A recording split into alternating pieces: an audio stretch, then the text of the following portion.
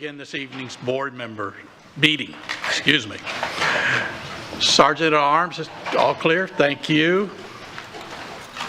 At this time, we request all electronic devices be turned off or put in silent mode.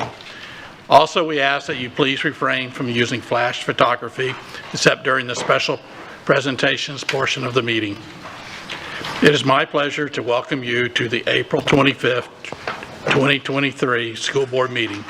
The time is 6:02 and this meeting is called to order. Board Member Morgan will not be joining us this evening.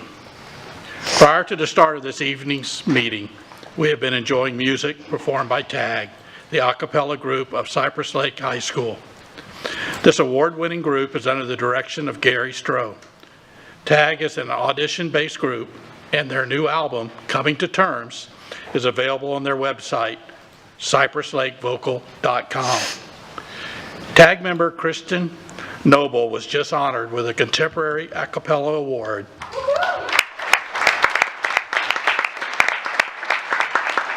for her original song, Losing Game. This is the 12th Contemporary A Cappella Award in Cypress Lake history. Please give this group of students another round of applause as they perform one more song for us.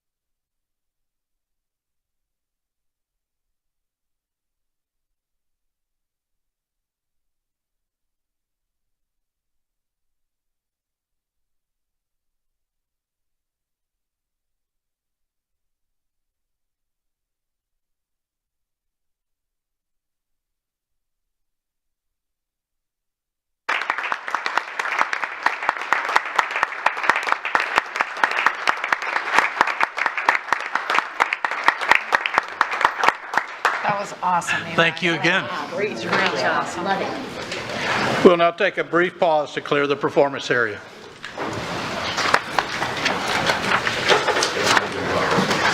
Grab the piece and go. Don't worry about it.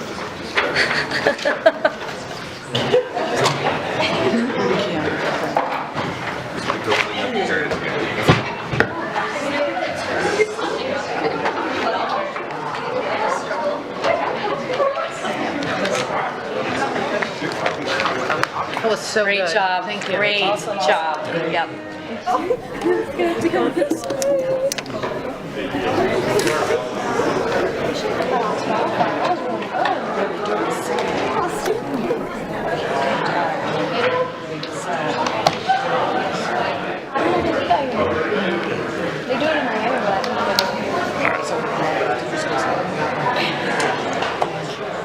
We would like to take this opportunity to remind members of the public of the district's mission, which is to ensure that each student achieves his or her highest personal potential and the district's vision to be a world-class school system.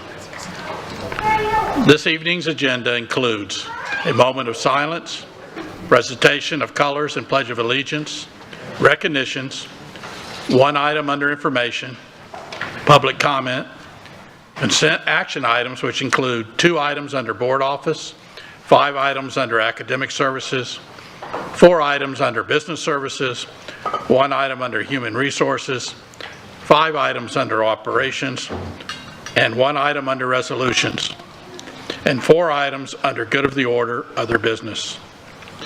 Board members, is there a motion to adopt the agenda? I motion to adopt the agenda. Second? I'll second. Ms. Jordan? Yes. It was moved by Ms. Langford Fleming and seconded by Ms. Jordan. Please record your vote.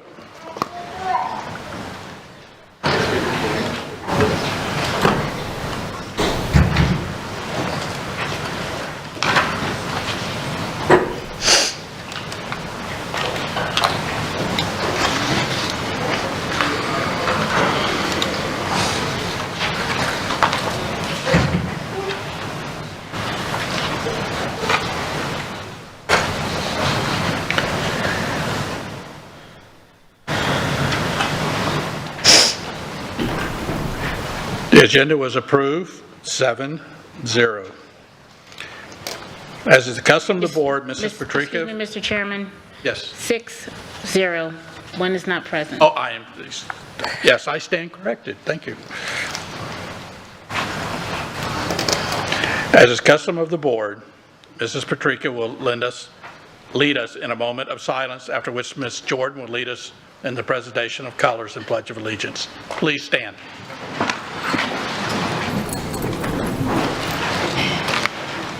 Please bow your heads in a moment of quiet prayer or reflection.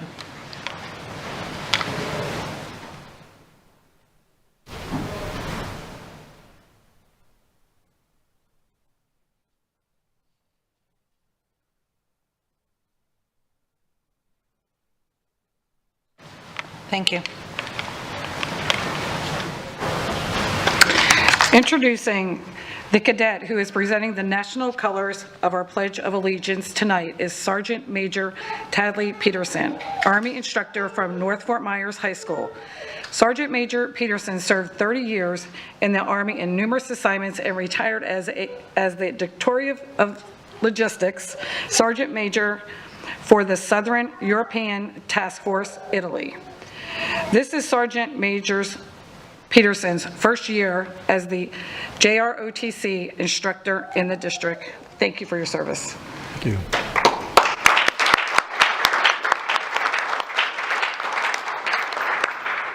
Thank you. Presenting the national colors tonight is Cadet Colonel Melanie Leon Vara.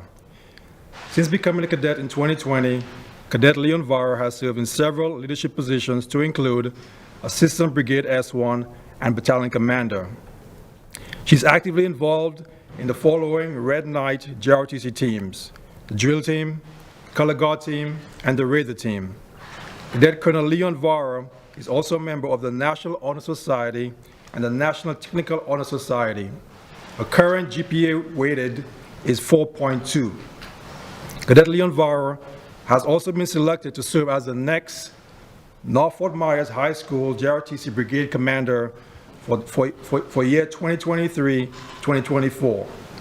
I'd like to add she's also was selected as the District Area Commander, which makes her the #1 cadet in the district.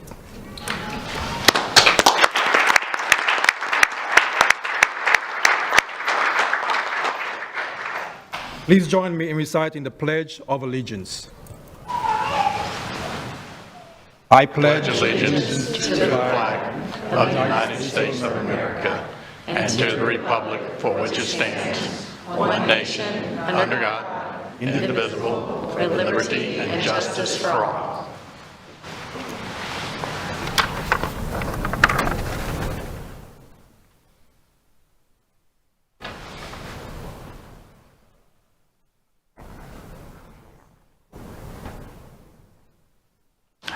Thank you. Please be seated.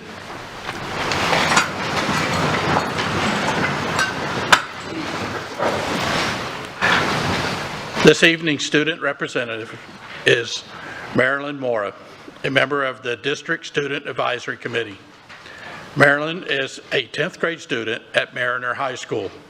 She is a hardworking student with a current GPA of 4.32, but her goal is reaching 5.0 by graduation.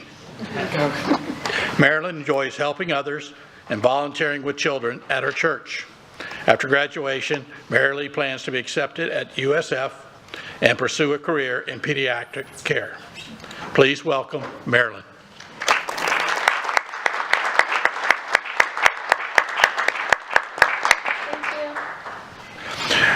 Board members, will you please join me in the pit for recognitions? Come with us.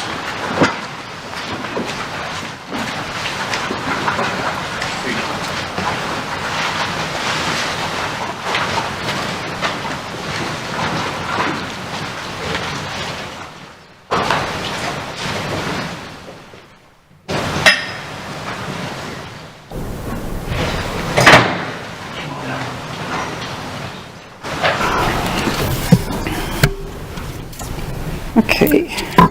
Good evening, everyone. I'm not sure if this is on. And we're going to be here a minute. And I want to apologize up front, so if I mispronounce your name, I do apologize. There's a lot of names to say. Each year, the Florida Music Educator Association holds statewide auditions to fill the spots in their 23 different all-state performing groups.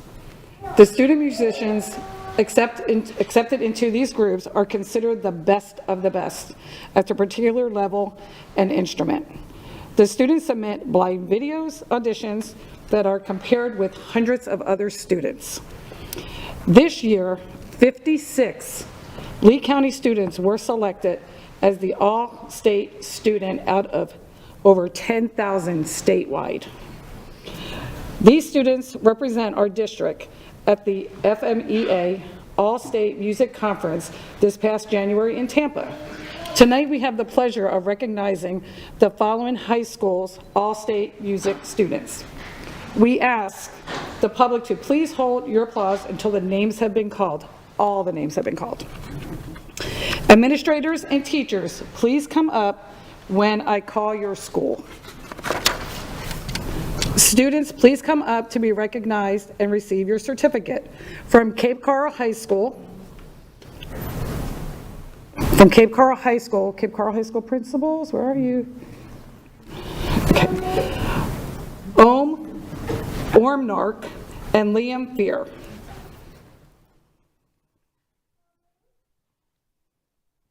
Thank you. Congratulations, honey. Just go that way. Thank you.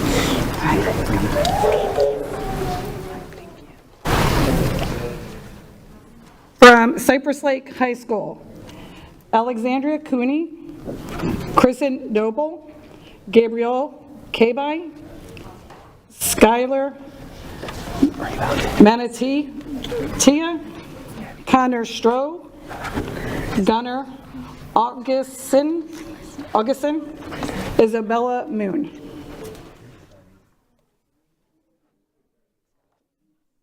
Congratulations, guys.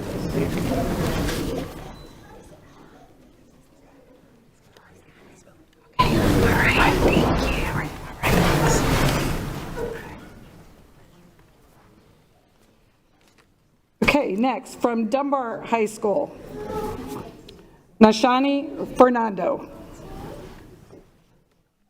Okay, from Estero High School, Jonathan Gutierrez, I apologize, honey. From Fort Myers High School, Teresa Batugas, Caleb Cetina, Jaime Valero,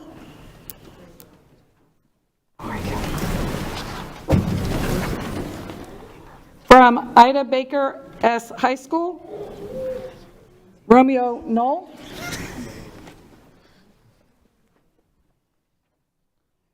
from Lehigh Senior High School, Presley Culbertson, Andrew Descamento. We're going to fill up this room. From North Fort Myers Academy of the Arts, this is our only middle schooler here, J. June Lee. Congratulations, honey. You're going to go up there, okay? I'll shake your hand. From North Fort Myers High School, Claire Fissinger, Ella Culbertson, Caroline Evans, Jamie DeLuca, Boaz Galino, Celeste Schreiber, Ian Luper, Hazel Fitzpatrick, Nicolò Roman, I apologize again. And that is our, do we have the kids? Yeah. The kids aren't here? Yeah. Okay, that's all of them. If everybody can move over this way. The school board and superintendent are pleased to recognize and extend congratulations to these musical talented students.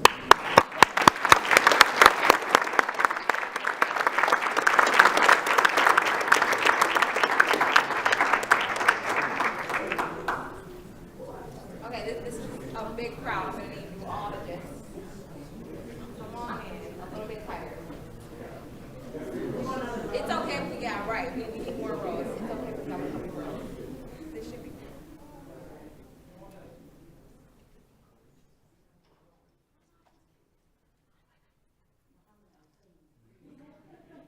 Big smile. Congratulations.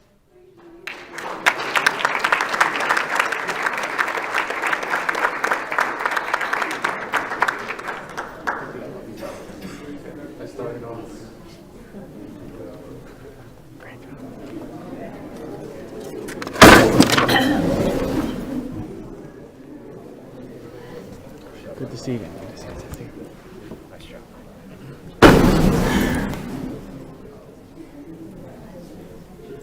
I was just waiting until it cleared for a minute.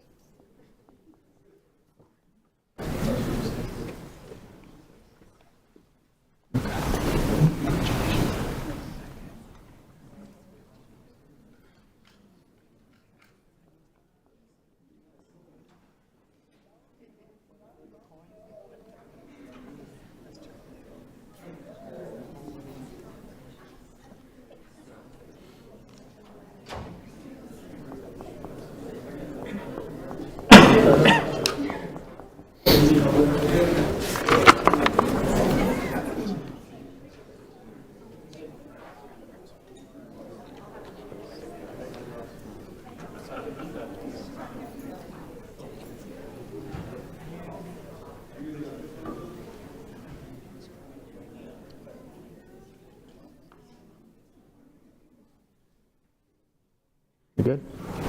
Okay. Good evening.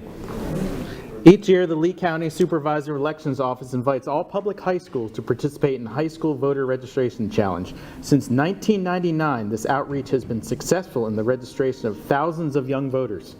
When a high school responds to the challenge issued by the Elections Office, representatives provide voter education presentations, after which all eligible students are invited to register to vote. This year, the following 11 Lee County high schools participated: Cape Coral High, Cypress Lake High, Dunbar High, East Lee County High, Fort Myers High, Ida S. Baker High, Island Coast High, Lehigh Senior High, Mariner High School, North Fort Myers High, and South Fort Myers High.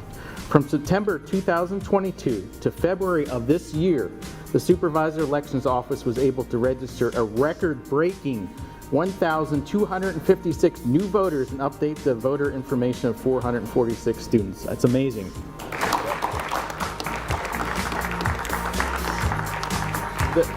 The school board and superintendent are pleased to welcome Mr. Tommy Doyle, Lee County Supervisor Elections, Mr. Juan Diaz, Community Education Services Director, and Ms. Lucinda Jeffrey, Community Education Services Coordinator, who will announce the first, second, and third place high school winners of this year's High School Voter Registration Challenge. So.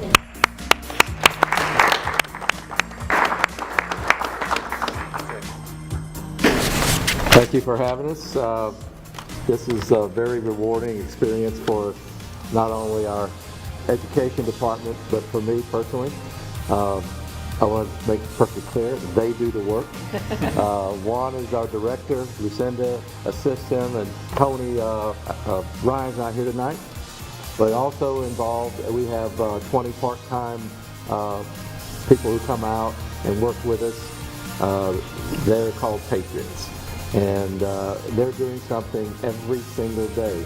It's either the immigration service, registering new citizens, high school, and every event you can think of.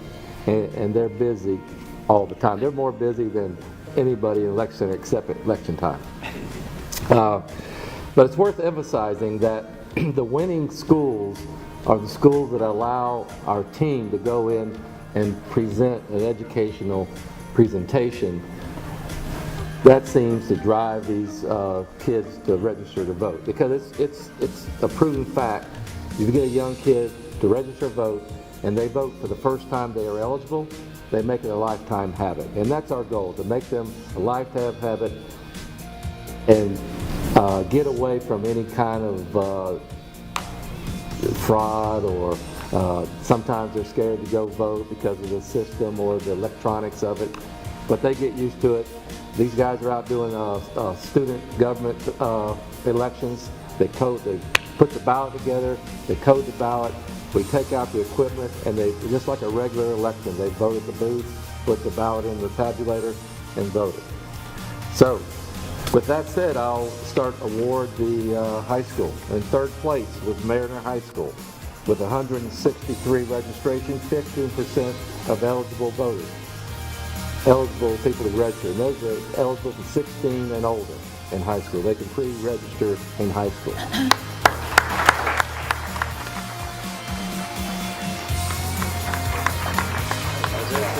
This is Mr. Michael, principal of, what school is that? Mariner High School, yeah. Thank you. Hey, thank you. Thank you. And second place, Lehigh Senior High School, 283 registered voters, 18% of those that are qualified. Are they here tonight? He didn't make it tonight. He had a prior engagement. This is their trophy. Let me take it. Let me take it out. Let me take it out. Hey, Juan, come in here. I'm lonely. Okay.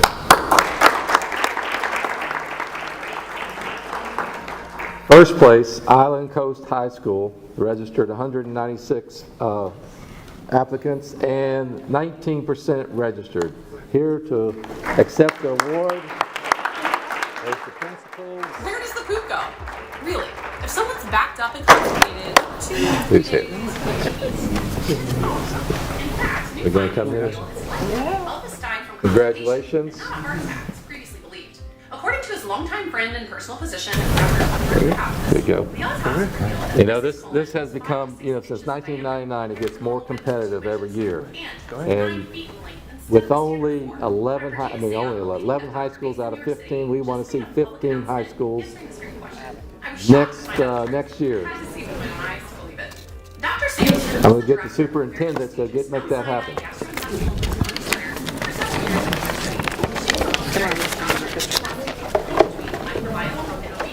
And is one of the very few specialized.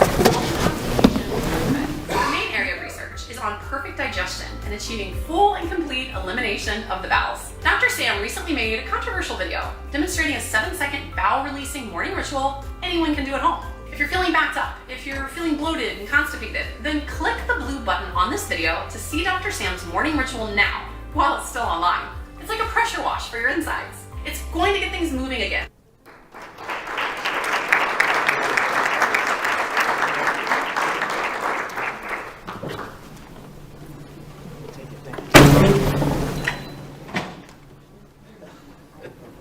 It's not new, actually. We're talking about that. The system we did. It's going to be like that. It's going to be like that on the token. Good. I like it. I don't know what people are talking about. No, I don't either. I'll see you later.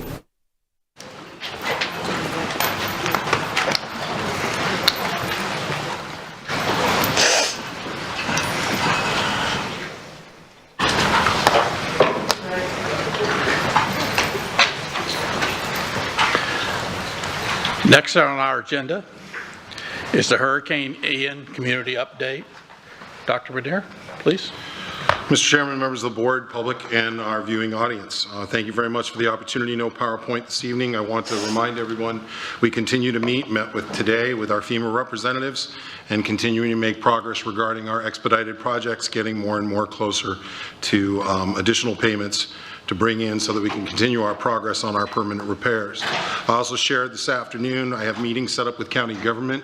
I hate to use the hurricane word already, but we need to start preparing in case we have to shelter and go through any type of process again. We want to be ready for that season, and I want county government to understand the school district will, as it always had, be at the ready to help serve this community. Tonight we hope to have Fort Myers Beach Elementary School's final vote. We did run into a small problem with the ILA late yesterday afternoon. We will continue to negotiate and do our due diligence to make sure that we get an agreement with the town and we get this building ready for the fall of 2023. In terms of permanent repairs, roofs and envelopes are now moving forward. There's been an immense amount of work done to get roofs and envelopes sealed. Other repairs are underway depending on the condition of roofs, so you're starting to see ceiling tiles, tile, and carpets being replaced. We encourage people to continue to look on our website. At the bottom, there's a little hurricane symbol. If you click on it, you'll have the scorecard for each individual school, and we ask people to take a look at that so they can track their school's progress. Mr. Chairman, those are all my updates this evening. Thank you. The next item on the agenda is public comment. Mrs. DePay Bruno, will you please address the item of public comment? Thank you, Mr. Chairman, and good evening. School board policy provides the opportunity at this point in the meeting to address the board concerning any matter on this meeting's agenda or any other matter relevant to the operation of the school district. Please complete a public comment card and put it in the basket provided. If you need a public comment card, they are provided by our staff. The rules concerning public comment are posted in the back and will be made from the podium in the front center aisle. Please be advised that the board will not respond during public comment to remarks made by speakers. Concerns will be addressed by the superintendent or his staff as necessary, and the chair may comment as deemed appropriate at the conclusion of public comment. The purpose of public comment is to provide feedback on district issues such as duties, responsibilities, decisions, and the general operation of the district. The school board is viewpoint neutral during public comment. We ask that decorum be kept and respect be shown, which is what is expected when a governmental agency conducts official business. Therefore, abusive language such as cursing, insults, derogatory language levied against an individual or a class of people are prohibited. Further, personal attacks such as name-calling are prohibited. In addition, clapping, hissing, and booing, or a display of temper during public comment is prohibited. Speakers who fail to follow proper decorum in the chambers will be ruled out of order by the board chair or the parliamentarian. Any speaker continuing with such remarks will be required to relinquish the microphone per Board Policy 1.11 and may be removed from the chambers by the Sergeant at Arms. Per Board Policy 1.11, the time per speaker is 3 minutes if there are 20, 2 minutes if there are 30, and 1 minute if there are 31 speakers or more. The maximum time allotted for public comment is 1 hour, 60 speakers. You will find a countdown on the big screens in the front of the room. Once your time has elapsed, the microphone will automatically shut off. Please state your name when you approach the microphone. I will call your names 5 speakers at a time. Please follow staff's direction when lining up. Mr. Speaker, there are 11 individuals that would like to address the board this evening. The time per speaker is 3 minutes. Thank you. Please make sure you have completed a public comment card if you intend to provide public comment. The card is a public record identifying those who speak and giving us contact information for follow-up. Is there anyone in the audience who wishes to address the board but did not fill out a comment card? Seeing none, Mr. Dupre, please proceed. Thank you. Will the following individuals please line up? Sheridan Chester, Karen Noble, Robert Daniels, Sharon McGill, John Koss.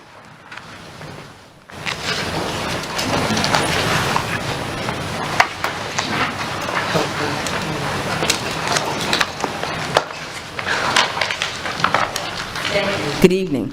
Good evening, Dr. Bernier, staff members, board members, and ladies and gentlemen. I'm Sheridan Chester, and I'm the current president of the Lee County Association of Professional Substitute Teachers.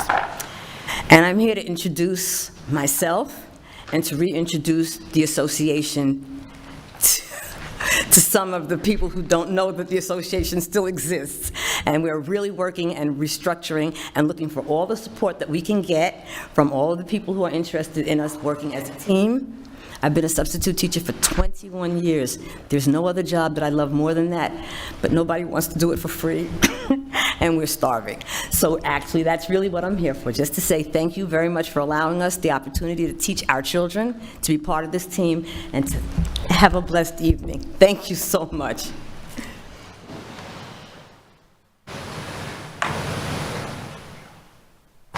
Good evening, and thank you for letting me speak today. My name is Karen Noble, and I've been inspired to share an idea, and that idea is that I think a lot of the problems that are happening in the school systems, not necessarily just Lee counties, but the reason for so much violence is because we teach English, we teach math, we teach social studies, but we don't teach effective listening skills to parents or their children, and possibly even the teachers.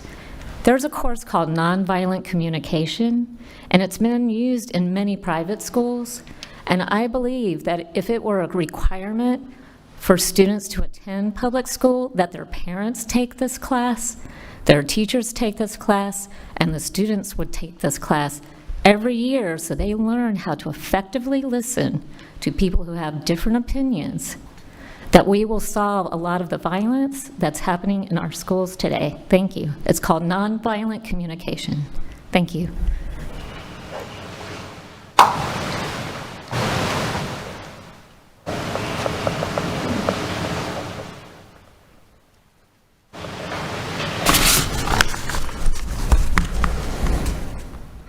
Robert Daniels. I'm going to start by sharing a letter I received, well, a number of years ago now. It reads, "Dear Mr. Daniels, it is difficult to find words to express my gratitude to you for retrieving the bag containing all of my personalia and taking the trouble to bring it to the Bell Lego Gatehouse this afternoon. I'm sure you can imagine the desperation that was flowing through my every thought as I considered the loss of my passport, credit cards, driver's license, cash, medicine, etc. It was a state of mind that I do not like to recall, and which was miraculously resolved when I heard the message from the Gatehouse. It is very easy at my age to be somewhat cynical about human nature. So I'm especially grateful to you for restoring my faith in the basic goodness of humanity. It is a valuable lesson to have learned, albeit not for the first time. Thank you with all my heart for your honesty and kindness. May you be encouraged and blessed by God in all the work that you undertake. Yours in sincerity and gratitude, Timothy Stunt." Mr. Stunt was an educator here in the States as well as in Europe for 50 years. And I read this letter to demonstrate that I also would like to consider myself to be a man of integrity in action and in word. And that word, integrity, really has a deep meaning. But when I look at the district and I look at our mission and vision, I want to wonder how much integrity are we holding to that too? As the chairman has pointed out in the past, we have a budget of $2,400 million. Last session, $15.5 million, roughly 0.625% of the budget, was allocated to teachers' bonuses, teacher raises. Of all the things that are in a school, the only things that are necessary for students to learn are the teachers. Perhaps this coming budget time, we can find a greater percentage of the budget to allocate towards teacher raises. This way we might retain them. I've already given you the story of what happened in Hawaii with their spiraling teacher shortage that continues to deteriorate moving forward. And I think we don't have to look any further than Chicago to see what the ultimate end is for any community that fails to maintain fully staffed schools. Furthermore, as we go into Mental Health Awareness Month, I want you to consider all of the students we have who are on the spectrum, who do have mental health issues, who will not be receiving services next year because there's not enough teachers to provide them. How many more might there be if you don't move now to arrest the floodgate that is leaving? As probably 1 out of 3 teachers I speak to in the district are strongly considering making that exit for greener pastures elsewhere. Thank you. Will the following individuals please line up? Lou Navarro, John King, Patricia Latz, Jerry Ware.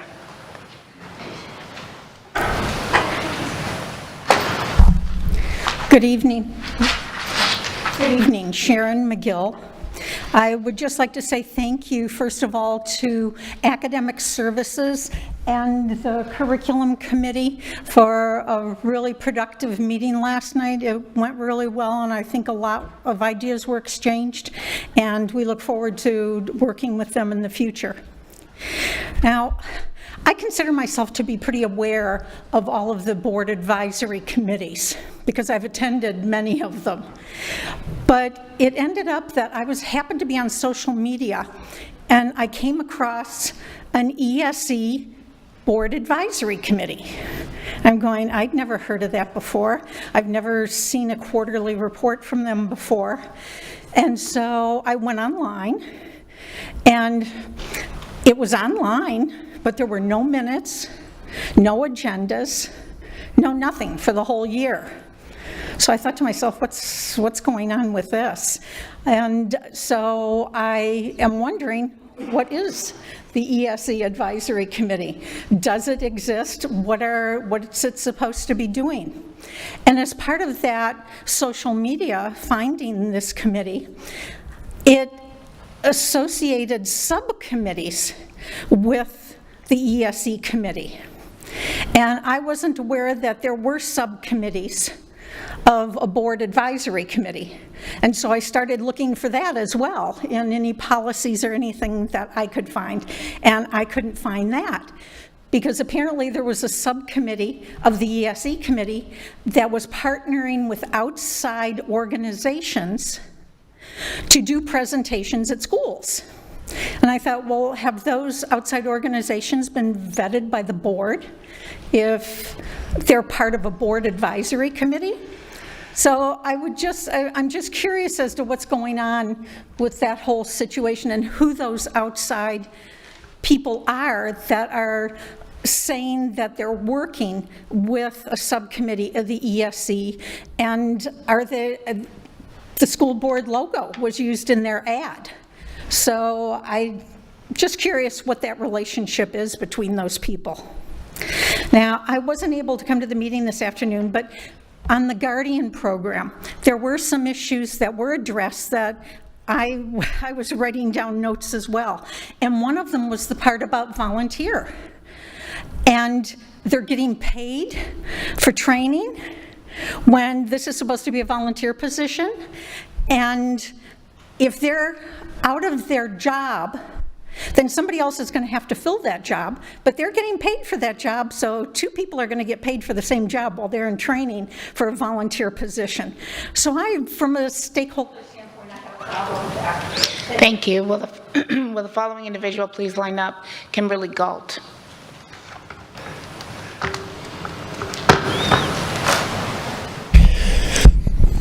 Hi, my name is John Koss. Sorry, I just received a text which changed the nature of what I was going to say. I would like to respectfully talk about the ILA without talking about any content or anything. I fully understand the necessity to have our city involved to codify our ILA. There needs to be a party to assign to it. However, understand that our city is not in the business of running schools, and I highly doubt that they would ever be in that business. Our community understands that, and we stand as one. So, as we try to finalize this ILA, I humbly request that we make sure we get some input from the people who are leading our community charge to get this done. No fault of anyone, this is a unique situation, and probably one you haven't come across before, but I would really appreciate it if we can stay involved in the loop. I don't think that we just need to have the lawyers try to hash this out. February 22nd, I believe the board gave guidance to do an ILA. It is my full belief that if we could have just came together on one Zoom meeting, that we probably would have had this ILA done in 2 or 3 weeks' time. We're pretty passionate, and we feel strongly, but we have a group of professionals that understand that there needs to be middle road in going forward, and I think we've proved to you guys over time that we're willing to meet that middle road and work towards finding solutions. It's been 7 months. 7 months. My 8-year-old's name is JC. His claim to fame in this world, he's read 230 books. He believes that he's read more books than any kid his age. He came home 2 weeks ago and asked me and my wife to pull him out of school and homeschool him because he can't stand taking the bus and what he goes through every day getting to and home from school. We're there. We're close.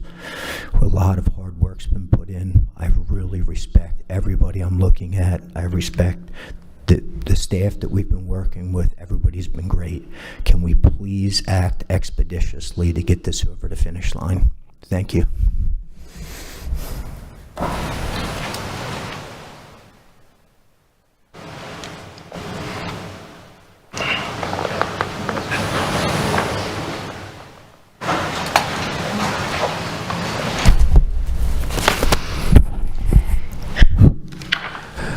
Good evening, Superintendent, school board members. Lou Navarra, 38-year retired teacher, Lee District.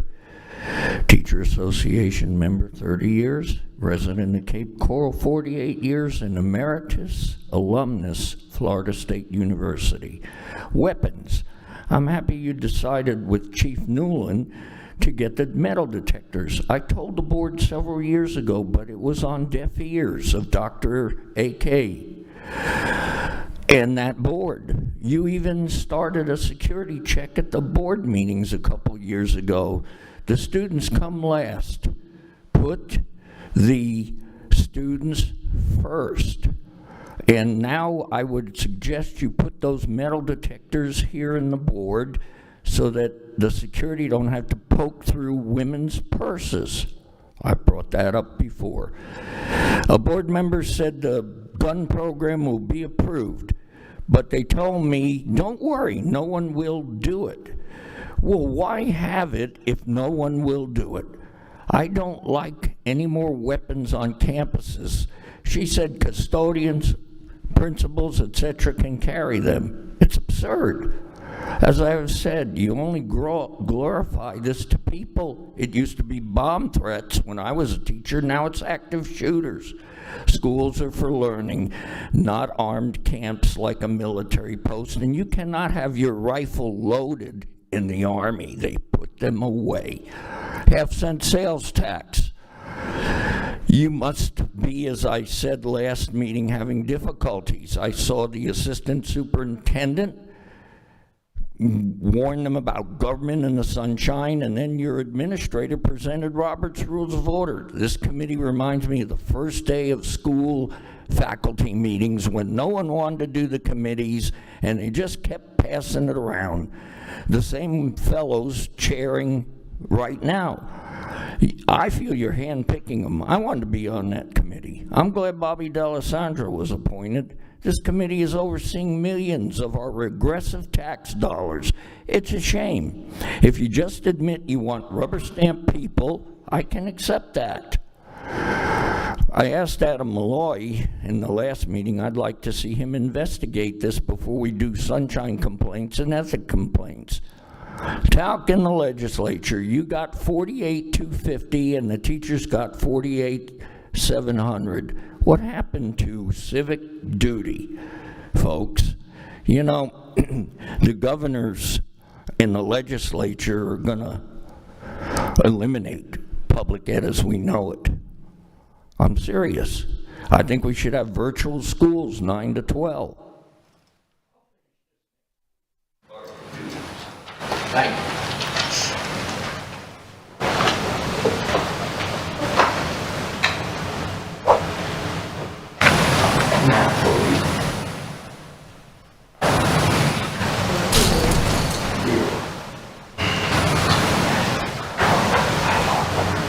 Good evening, Board, Superintendent. My name is Jerry Ware. Once again, I'm advocating for parents who call me.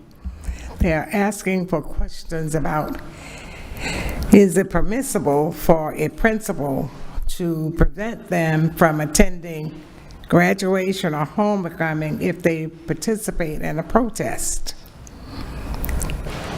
I was told by one of the parents that her athletic child was not allowed to participate in the protest because Coach Brown, I have to call the name because that's what I was told, said to him that he would not be allowed to participate in spring practice if he participated in the protest of last Friday. So my question to you and their question to me, are there dual standards when it comes time to protest? Because they felt that nothing was done to the kids who protested at the baseball, so why should they be repercussions for participating in a protest for their educational process? I would like for someone on the board to give me a call. My number is 239-872-7422. I need to respond to these parents. Thank you.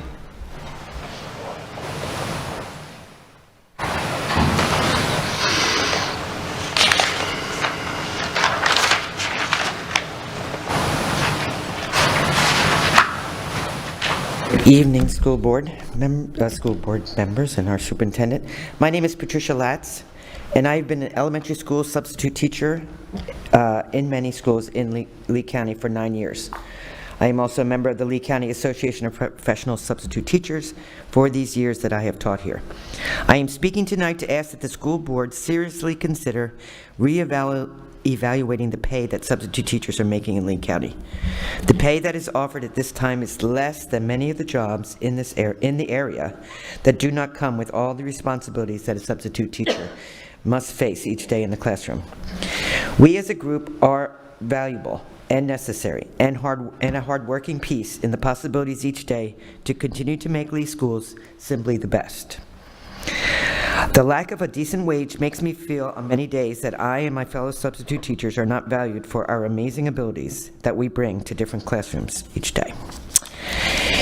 And my other thing is, why do I go to many schools and not have the use of a swipe pass to ensure that I can safely take my students inside and outside as the days go on? So many times over the last few years, I have had to wait for another teacher to be around to let me in, or ask a student to get a teacher who is away from where I need to get my students. Yes, I don't go to one school, I go to about 8 different schools, so I am supposed to ask each school's IT person to contact the district each day I go and have my card that came with my school ID turned on. Well, that has not been available for a long time this year. The IT people say that it is not, that they cannot do it. Many schools say that they do not have any extra swipe cards. I think this is a very big, unsafe practice, and it puts me and my students at great risks. Also, why are substitute teachers unable to access the apps that teachers have in their classrooms? The only way that I can access these apps like Google Classroom, Dojo, Lightstream, and a host of others that are part of our district's curriculum is if the teacher leaves her sign-in information. In my vast experiences, most teachers do not do this. And I do not understand why, as it leaves me as the teacher at a great disadvantage. The idea that has been proposed to give been proposed to give substitute teachers bonus pay based on days worked in the school year sounds terrific. I think it would raise morale and bring qualified teachers back on the substitute list. I also think the proposal that school board members spend time in classrooms in different grades and at unannounced times is also a great idea. That would also increase morale among teachers, staff, students, and administration. It would show that you as our school board are seriously willing to listen, see, and experience all the work that goes into educating our children in Lee County.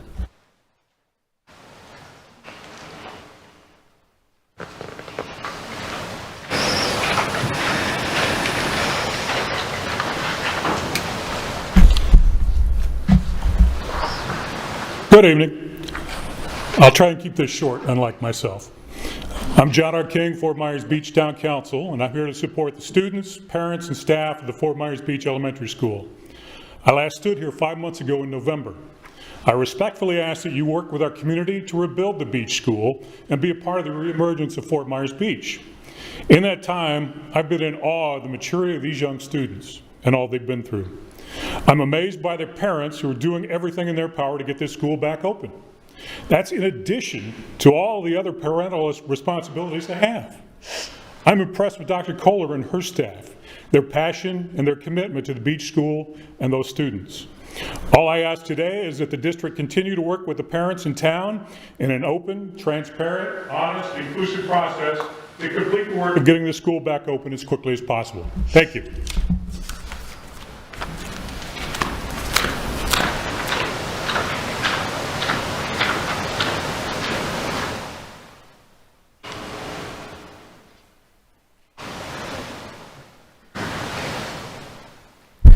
Good evening. My name is Patrick Vaness. I'm a beach school parent. I'm also an ad hoc committee member. And I'm also a person that's working very hard to be patient and understanding and accepting.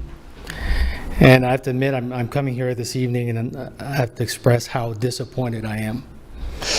I'm extremely disappointed that it's been 7 months since the hurricane this week, that we are the only school where there's been no decision made.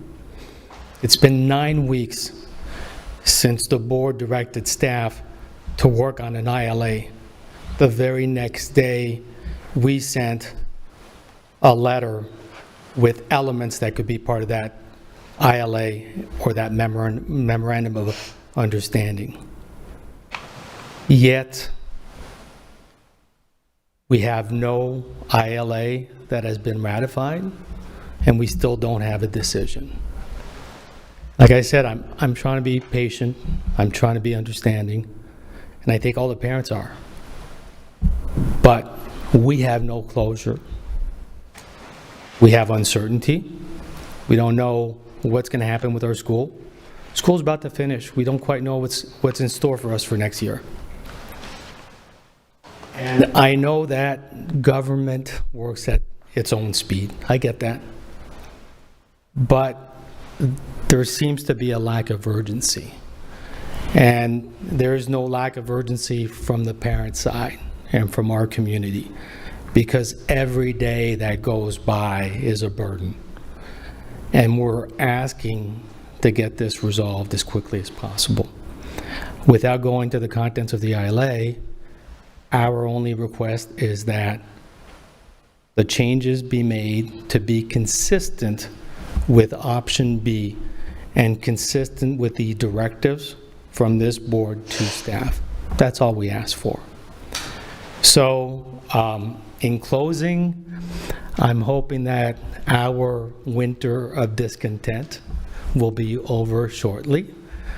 And we've got a month left to spring, and as they say, hope springs eternal, and we're hoping that we will get a decision very shortly and that parents and our children can rest assured that they're going to have a school next year. Thank you. Is Ms. Kimberly Galt here? Mr. Chairman, that concludes public comment. Thank you, and thank you for all your comments tonight. Next is the approval of action items in the agenda under consent. The documentation for action items listed under consent is made available to board members 7 business days prior to the board meeting.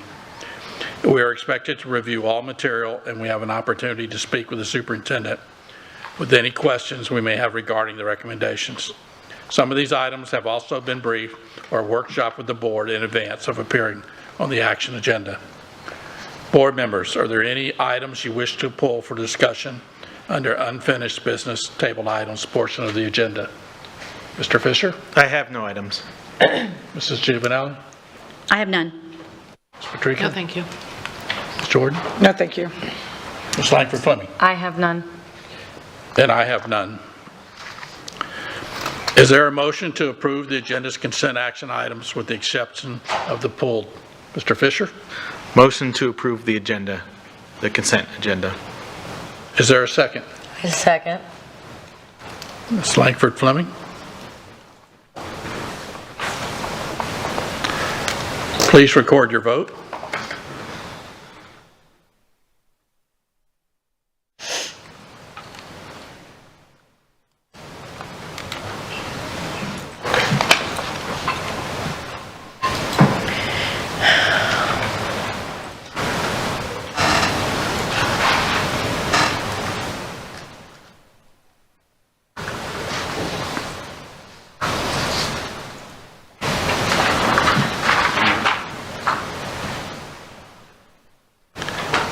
The motion carries 6-0. Dr. Bernier, would you please introduce any administrators in attendance with a new assignment that was approved?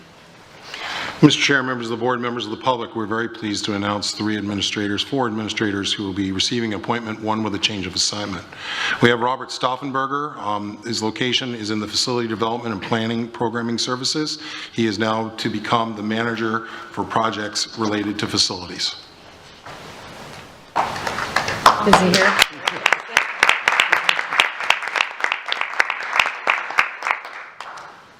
Additionally, we are pleased to welcome Michael Robichaud to Insurance and Benefits Management. He will become the new Director of Insurance and Benefits Management. Robert?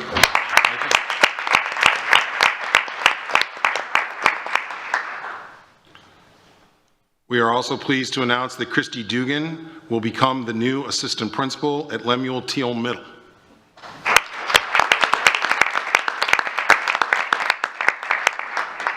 And finally, in a change of assignment, Kim Miller-Bisbee, Curriculum and Instructional Innovation for Elementary, will now become the Coordinator for Teaching and Learning.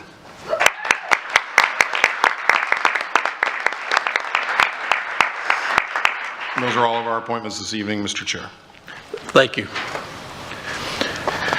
Next, we have a resolution.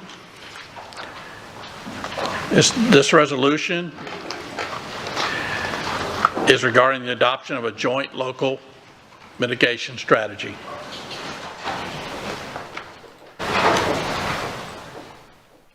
We'll pause for just a moment here.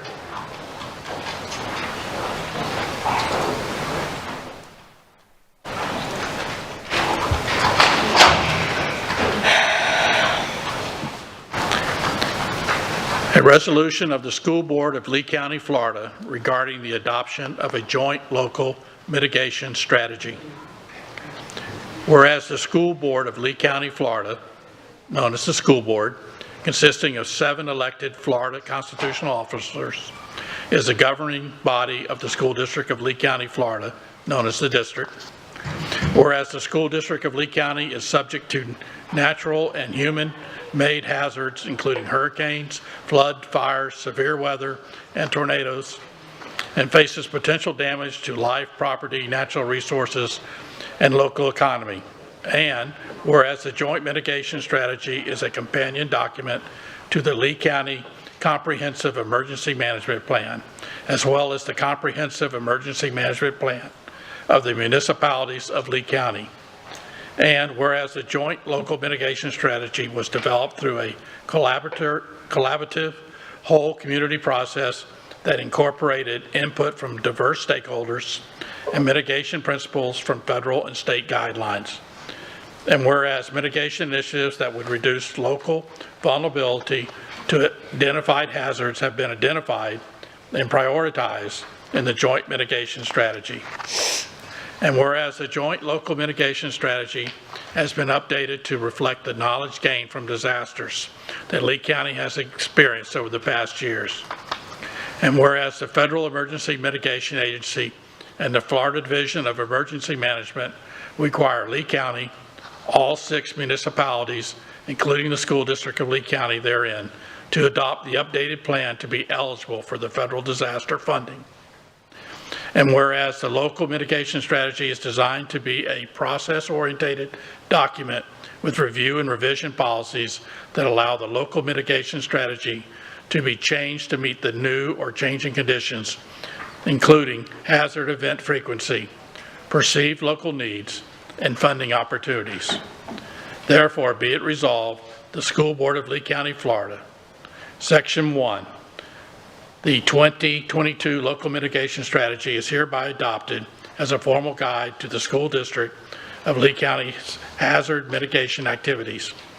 A copy of the 2022 Joint Local Mitigation Strategy is attached, Exhibit A, to the resolution. Section 2. This resolution shall take effect immediately upon adoption. At this time, is there a motion to adopt the resolution of the Joint Local Mitigation Strategy? Mrs. Jordan. I move to approve the approval of the resolution regarding the adoption of the joint local mitigation strategy. I'll second that.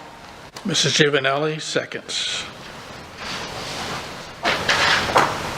Moved by Ms. Jordan and seconded by Ms. Giovanelli. Prior to the board's discussion, we will open the floor for public comment of the resolution under the same guidelines previously advised by Attorney Bruno earlier in the meeting. Is there anyone in the audience who wishes to address the board but did not fill out a comment card on this issue? Seeing none. Mrs. DePay-Bruno, do you have any? I don't have anybody on my list. Okay. We'll proceed with board members' discussion. I'm sorry, first, I should say, Board Member Jordan has made the motion to adopt this resolution, and it was seconded by Board Member Giovanelli. At this time, the floor is open for discussion. Does anyone have any discussion on this resolution? Seeing none, please record your vote.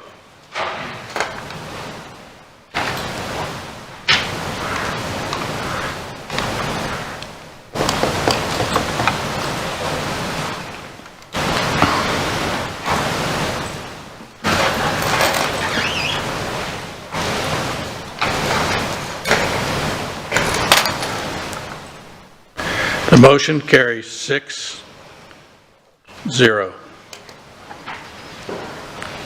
Next, we'll go to the good of the order, and I will start with our student representative. Marilyn? Yeah. Push it hard. There you go. There, is it working? Do I bring it closer? No, it'll hear you. Okay, got it. Well, first I just want to say thank you. I didn't even know there was this many people to run a district, but it was a pleasure to meet you all. Basically, I just want to start off. I'm a student, obviously. See, it's pretty hard to like school. A lot of students don't. However, I will say Mariner is a pretty good school to like. Not only are my teachers the best teachers I could probably ask for, it has a lot of programs like the nursing program, which is something I want to pursue. So I think it speaks to me. But probably Mariner has the best teachers I have ever had. I have been in Miami County, and well, the teachers aren't really good, but Here, you guys did it good. The teachers are probably the most important thing to me about school because my parents are Hispanic. So sometimes Spanish customs and American customs don't really translate well. But so teachers are like kind of like my other parents because they offer advice with like things that are actually happening here and they know what's going on in school. So it's nice to have an adult perspective on things and I feel comfortable to talk to them. So yeah, that's all I really have to say. But thank you for everything and for listening. Well, thank you. Mr. Fisher. Thank you, Chair. I have a few things. I'll try not to go too long. So, Marilyn, great job. I'm glad to hear you're having success at Mariner and you like it. Best of luck. I believe you had said you were looking at pediatric care in your future, so best of luck with that. That's awesome. So, want to thank Cypress Lake Tag, the a cappella group. That was really cool. I really enjoyed that one. So, shout out to them. Want to also thank Clerk Kevin Carnes in Lee County Clerk's office in regards to our audit consultation agreement. I think this is a great thing for this district. I think it's going to help bring trust, transparency, as well as public trust, and I think it can only help us. So I appreciate working with us on that. So Golden Apples, most of us had an opportunity to go there. That was an amazing ceremony. I really enjoyed it. There's some fantastic teachers. I'm excited to see it again next year. So many of us as well, congratulations to the new teacher of the year at Colonial Elementary, Taylor Van Denmark. As well as the Apples Mentor of the Year, Jessica Heckler Challenger. Those are two amazing people, and I'm thankful that we have them in the district. So, last up, I also was able to do a bunch of visiting lately. I went to Pelican, Skyline, Sanibel, Gulf Middle, and Mariner Middle. So I want to really thank the staff, the principals, the student. I had a great time. Each school really has something unique to offer, and I really enjoy these visits and getting out to listening. So that's all I have for tonight. Thank you, everyone. Ms. Giovanelli, we're going to hold you off till last. Thank you. Ms. Patrica? I'll be brief. I know that I've been warned by the board attorney to not really talk about it, and I'm not going to really talk about it other than to say that I have expressed my disappointment to the superintendent and to the board attorney, which doesn't mean I'm blaming either of you. I think I don't know about my colleagues on the board, but I am disappointed that we're not voting on this tonight. I want you to know that there is a sense of urgency for me, and I know that there is a sense of urgency for Dr. Bernier as well. Literally, and I think you'll confirm this, every time we speak, what is on your agenda? Fort Myers Beach is the first thing for both of us. So this, as far as I'm concerned, this is an urgent matter, and I believe that everyone on this team has treated it as such, and I share in your disappointment. Those are my comments. Thank you. Thank you. Ms. Jordan?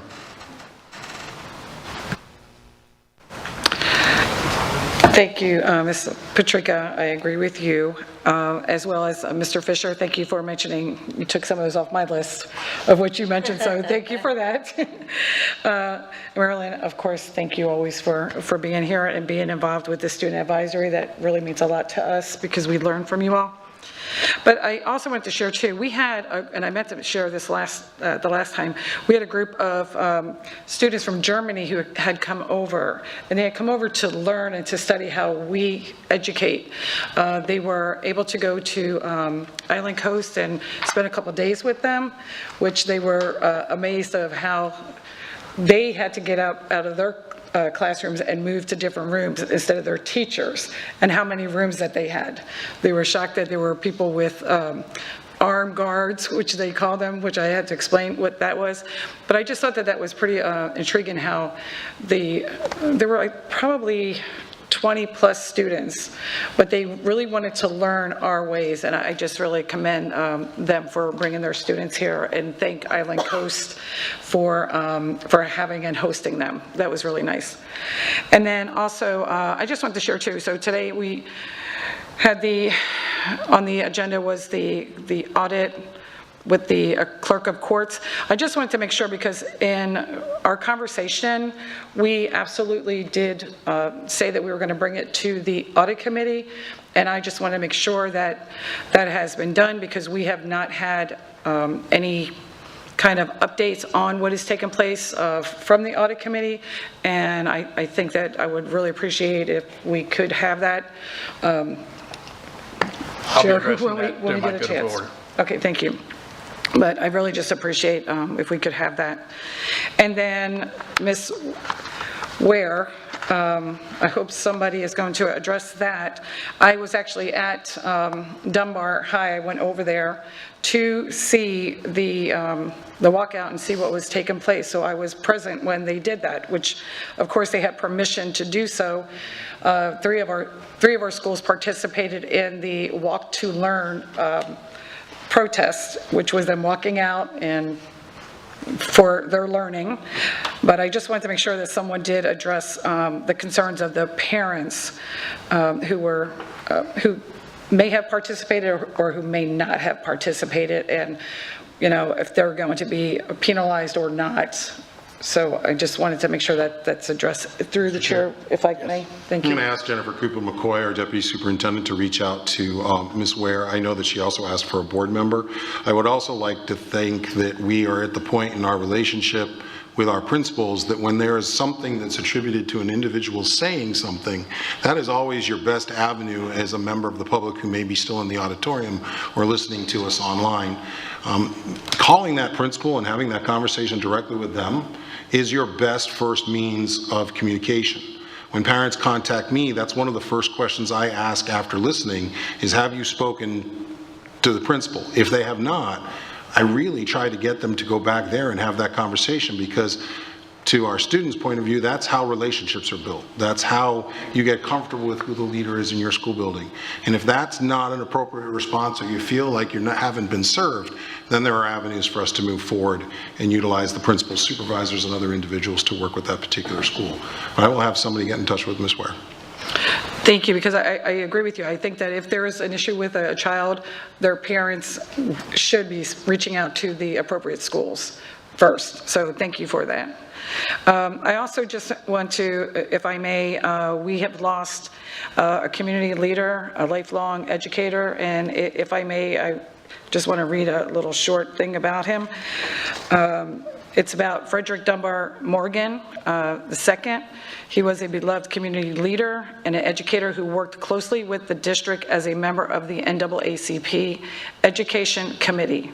He joined the Edison State College, now known as FSW, in 1984, and later became the coordinator of the Project Hope Scholarship Program, which he really tried to make sure that every child was educated. He wanted to make sure every child had an opportunity to advance in college and get these scholarships. He tirelessly advocated for access to education, and in his visionary leadership made a lasting difference in the lives of generations of students. Rest in peace, dear friend. Your memory will forever be cherished, and your extraordinary contributions to our community will not be forgotten. And that is my end of my comments. Thank you. Thank you. Ms. Langford Fleming.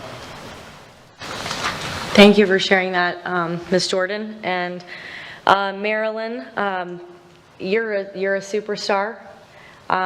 Whatever you decide to do, I believe you're going to follow through with it. Thank you. You're welcome. And you live in the land of opportunity, so I know that nothing is going to stop you. So we are here for you as a board if you have any questions or need anything. I know when I'm having a bad day where I'm going, and that's Cypress Lake Glee Club.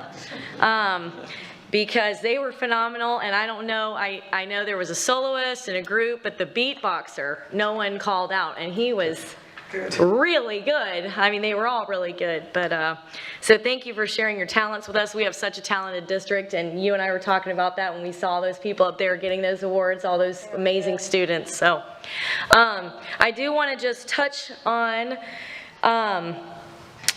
the two members who spoke about, Mrs. Latt spoke about, and Mrs. Chester, I believe, about substitute teaching. That is interesting that substitutes don't have a swipe card at every school. My concern would be, and maybe they do, maybe we're short, I'm not sure, but my concern would obviously be safety for the students that he or she's involved with, and the loss of minutes learning, you know, trying to get somebody to open a door for you, that can take sometimes 6 to 7 minutes. I've seen it myself. So I don't know if the superintendent wants to touch on that tonight. I will. Actually, the issue came up during one of my listening dialogues with support professionals and other people. It was one of the things they expressed, that the substitutes needed better access. I've had a conversation with Mr. Alton as well as Chief Newland. There are some schools that for some reason do not have enough or maybe have misplaced their key card. There was some suggestion that came out of Human Resources that we open up and we give our substitutes access based upon their badge. That's a little disconcerting because they don't work in every school building every day. So to give them a district-wide access pass wouldn't be appropriate. So we're working through numbers with each individual school and trying to make sure that we have the appropriate number of swipe passes for the substitutes in the building on any given day. I do want to just take a second before I get to my comments and thank the substitute teachers that came tonight for the work that they do each and every day. They are the way we are moving through a national teacher shortage, and we're thankful for their work and their effort. And I don't think they're in the room anymore, but still was worth saying. Absolutely, I could not agree more. I wrote down valued, gifted, all kinds of things. And Mrs. Noble, thank you for sharing that information about the nonviolent communication. Just because we don't call you out does not mean we don't hear you. It's just something that we need to touch on maybe later on when we're talking with our one-on-ones.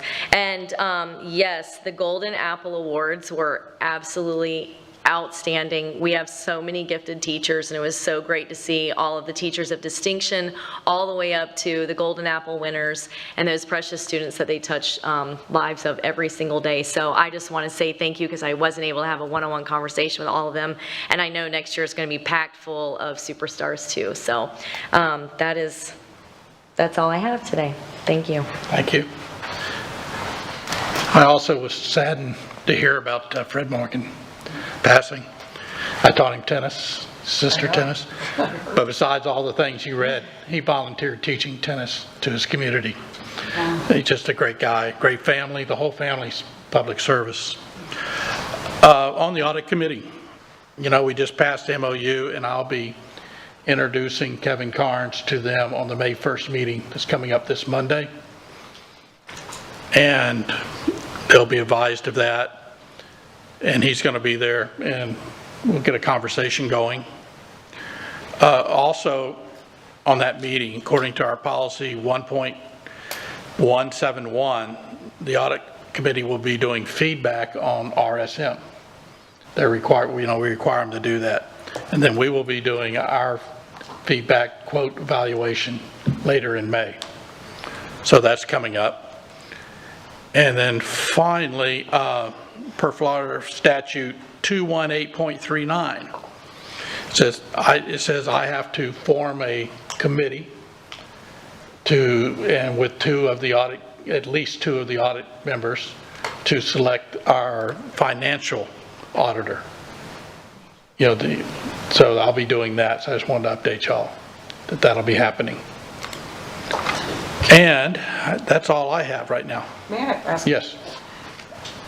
Just a question regarding that. So when you come and you give us the reports for the audit, it would be great for us to be able to have maybe in another workshop or something where we can actually speak about, because I don't remember us giving any kind of directives for the audit committee. It's been months and months. So as a group. So that's why it would be nice to have that where we could have some conversation, and thank you for the report. Yeah, they had 2 meetings. One was organizational, and then they did come before us and speak. So this will just be their 3rd meeting. Yeah, just because there are audit committees, yes, it would be nice to do that. I understand. Thank you. Okay, and now Ms. Giovanelli. Great. I actually have 2 motions this evening, and I just want to give you a little history. On April 17, 1952, President Harry S. Truman signed a bill proclaiming a National Day of Prayer be declared by each president at a date of his choice. In 1988, the law was amended so that the day would be on the first Thursday in May, as it still continues. So I want to bring a motion today forward to have a resolution.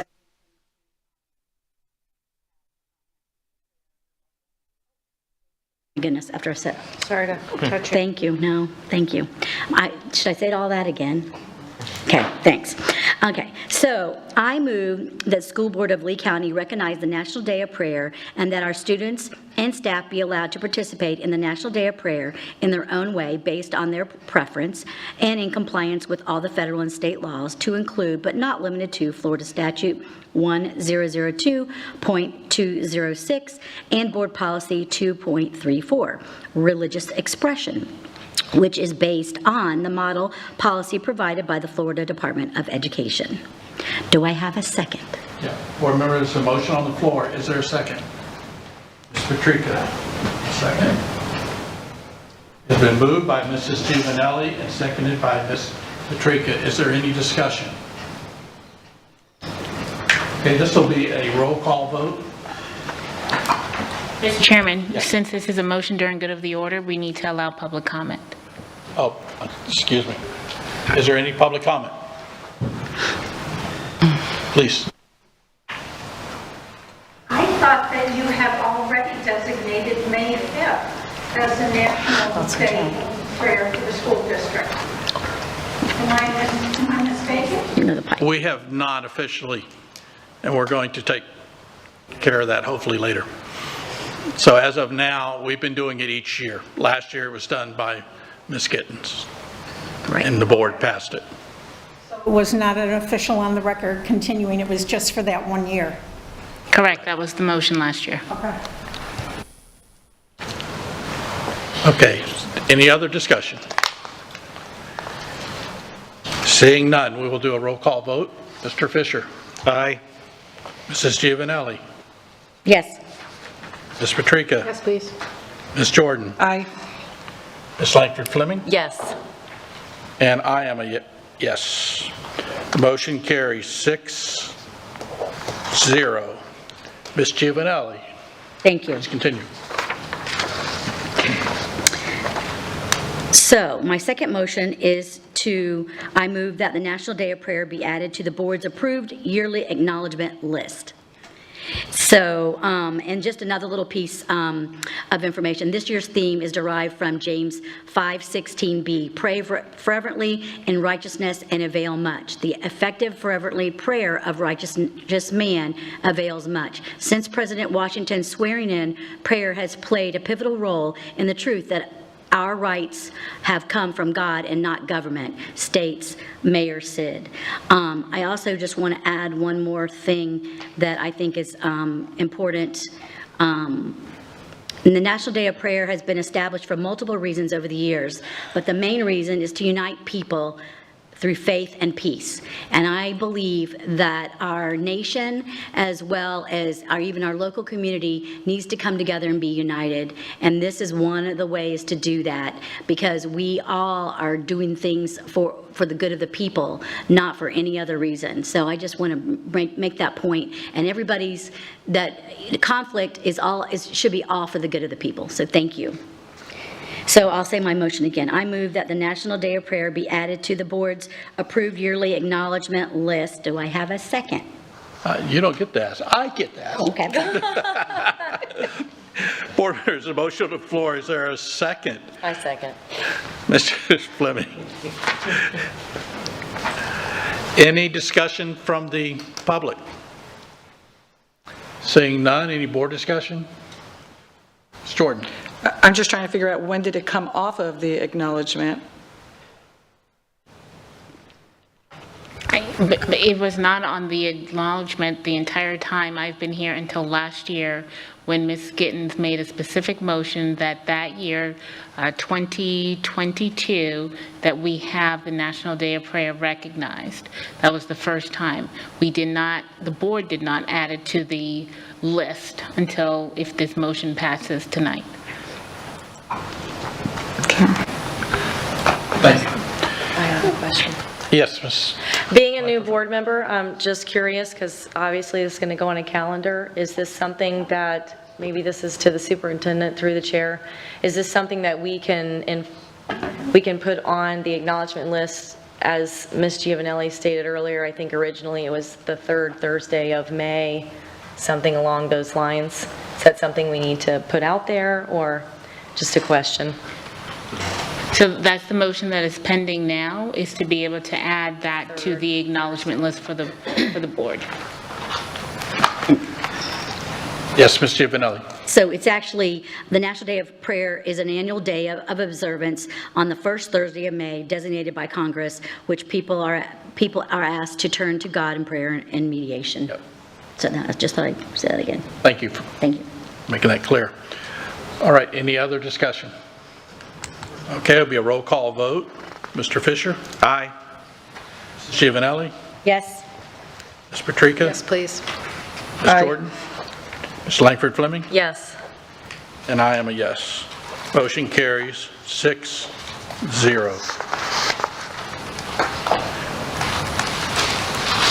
Next on our agenda is the board attorney's comment. Oh, no, I'm not finished. Oh, you have, Oh, now I have my comments. Oh, sorry. Hold on. please continue. Sorry. I'll be quick. I just have a little list. I'm sorry. Okay, real quick. So I just want, thank you, Ms. Fleming, for talking about the Golden Apple. I just wanted to, the awards ceremony, and the foundation does a great job. I just thought, I remind, people of that, because what the Foundation for Lee County does is fantastic job for our staff and our just our students. It's just they're a wonderful partner for Lee County. This Thursday, I am going to take my grandkids to the musical SpongeBob SquarePants at the Fort Myers Academy of the Middle Academy, and so I'm excited about that.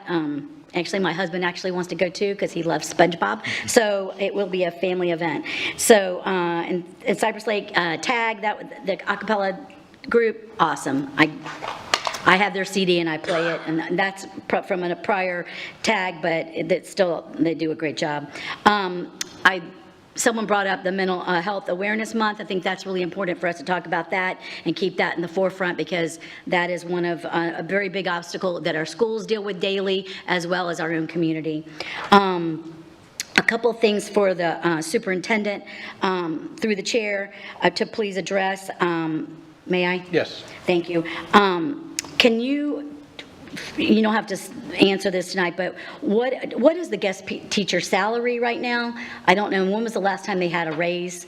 That's come up over the years, and I cannot remember what the actual present salary is. I too wrote the ILA, which is the interlocal agreement between the town of Fort Myers Beach. I think it's really important that we know we are listening. Unfortunately, it didn't happen tonight, but I think we're pretty close. So I'm excited about that. I think it's going to happen. It's just, it has to be right. Timing has to be right. The nonviolent communication class, I think that's important to look into and see what that entails. And then Mrs. Ware, I also wanted to acknowledge something that, if there's prohibition for protesting, that certainly can't vary from different schools. So we need to address that. I wanted to thank my t-shirt I got tonight from Lemuel Till Middle School. I'm all excited about wearing it. It was actually not, it's not a t-shirt, it's actually a nice shirt. It was actually just a nice shirt, so I was excited about that. And I thought I had, one more thing. The ESE Advisory Committee and subcommittees. I will answer a little bit of that because this has come to my attention a few months ago, and I am going to go back to the superintendent and have him address it, because I brought this to the superintendent when I found out about it, and I'm going to express that we need to be equitable for all advocacies, and I'm not going to be against ESE advocate, but we need to have opportunities for anyone that's being an advocate, have that same opportunity, not just a couple of people. And that's my concern was, and if there's a committee, I'd love to see this ESE advisory committee myself. Okay. Address that. Thank you. There is an ESE advisory committee. It is not a board committee. Teresa Bowen, our director of ESE, has had this committee in place for a number of years. I will make sure that that committee chair or that staff liaison, to use board committee language, This is not a board committee, but it is an advisory committee that Teresa has used in the past to gather information from her ESE parents and from people interested in ESE education and compliance with federal law and IEPs to help drive her work within her department. I will have either Teresa or Jessica Duncan reach out to Ms. McGill tomorrow, provide additional information not only about that committee when it meets, but also information regarding the advocacy program that will be continuing for the remainder of the year, but has been under advisement regarding how we're going to proceed in the future to ensure that meetings held with our parents certainly can talk about advocacy, but we should not be recommending one advocate over another in those meetings. So appreciate that. Appreciate the opportunity to clarify. Thank you. And that's it. Thank you. All right, before we move on, I just want to make sure, because got a little stuttered there a little bit on the SpongeBob. Yeah. North Fort Myers Academy of the Arts. Yeah, I just Academy of wanna the Arts. make Thank sure you. Yeah, I was talking everybody fast. understands I know everybody wants to go home, and I get like that. I'm sorry. Mrs. DeBray-Bruno, do you have any? Yes, I do. Thank you very much, Mr. Chairman. I just want to remind members of the public that the board has been moving forward with a conversion of its policies to a Neola policy. Approximately 600 policies have been reviewed. The last workshop for the board to review the academic services policies, programs, students, as well as some of the finance and other policies that are just needing to be reviewed again is May 17th. And then the entire book, approximately 600 policies, will be going to first reading on June 13th, and then the second reading on June 27th.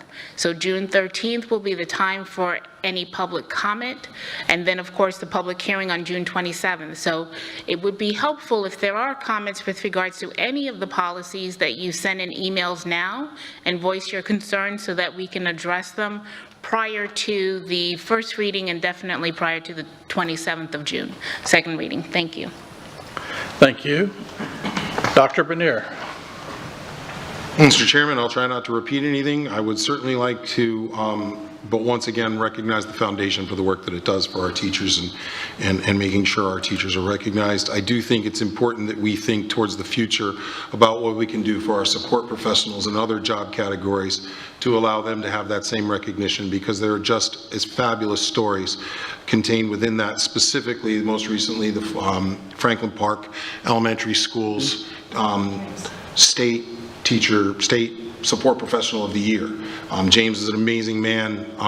That building does not move from its previous location to that location without him, and it won't move back without him either. So we're very, very pleased that he's received that national recognition. Clarifying a couple of things, tomorrow night will be one of the first town hall recovery task force meetings. This has been a little confusing in the community because we've been asked, and we'll always respond to local government by allowing them to utilize our buildings. These are not meetings being run by the School District of Lee County. This next meeting will be in Bonita Springs tomorrow night. It is an opportunity to gather input from the community for those who are working on the recovery task force, thinking about the issues and knowing more about what this community needs moving forward. There are multiple meetings. I think there are more than 11 total. I think only 4 of them are our school buildings, but I just wanted to make sure that the parents and the community were aware of the diversification of that particular meeting. Thursday night, we have the great opportunity to watch the shifting of command for the JROTC award ceremony. If you've not been to that, I would suggest that you do. Your calendars may read Cape Coral High. That event actually has been moved to Dunbar High School, and that will be the 2023 JROTC award ceremony, and then the transfer from one commander to another. It's really an amazing ceremony. They made me practice today passing the flag. Want to take the opportunity to thank you for your non-objection. I can't say direction. You gave me non-objection to writing to the delegation regarding the concordance scores for our high school seniors, which was the addition from Masillo, Representative Masillo, for HB 1537. If that passes, it will provide additional cut scores for our students to be able to qualify for graduation. So if they didn't pass the algebra EOC, they will get an additional PERT score and other scores that if they get that score, it will replace the need to have passed the algebra EOC. We've also received information today that 10th grade FAST exam, PM3, will also be eligible for any student who's not yet passed ELA or math. So there'll be another opportunity for them to take that test as well. That's very and sort of highly unusual from the state to open that opportunity to our seniors, but we're going to make sure we avail that. I've also shared with the community at the earlier briefing for the upcoming SAT and ACT tests. If parents have registered a senior who needs a concordant score, we will be paying that registration fee for them or paying that registration fee for their student, because we have to get as many of our kids across the finish line as possible. More information coming in your emails to all of you. And a reminder also that this coming Saturday is a job fair for 429 here at the district office beginning at 9 a.m. That is for all instructional positions. We hope that as many people are interested in working or upgrading from a substitute to a teacher's position, or somebody who has moved into the community would have the opportunity to come in. Finally, we've experienced a bit of tragedy in the last several weeks with lots of different things, but I think there are things we can control and things that we can't. I have asked my communications team to put together a public service campaign for walk, bike, and drive safely to school.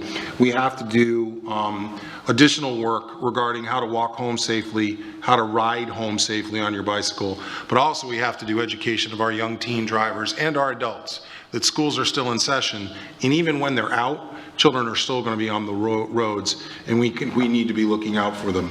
Our plan is to reach out to our mayors, our police chiefs, our sheriff, lots of individuals who can record very short snippets that we can utilize on morning announcements, afternoon announcements, use our local media outlets as an opportunity to get the message out that we need to be on the lookout for our children as they leave school buildings and as they come to school each and every morning.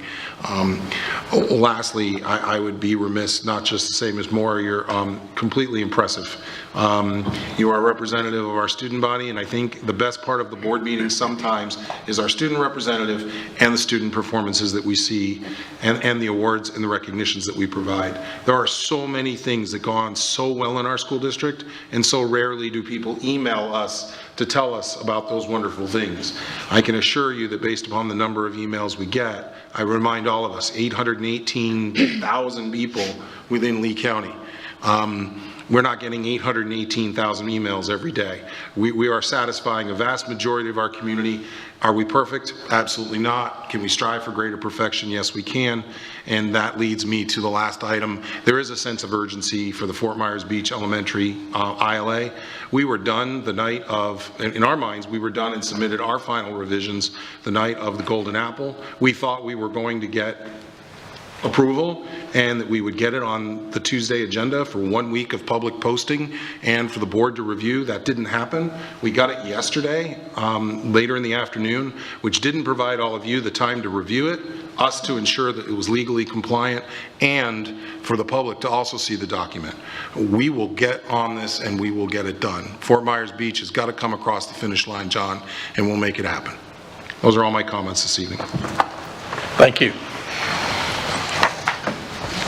Our next meeting we'll have a workshop on next Wednesday, May 3rd at 12 p.m. And on Tuesday, May 9th, there'll be a board workshop held at the Collaboratory at 9 a.m., followed by a board action meeting at 6 p.m. At this point, having no other business to come before the body and seeing no objection, this meeting is adjourned. The time is 7:39.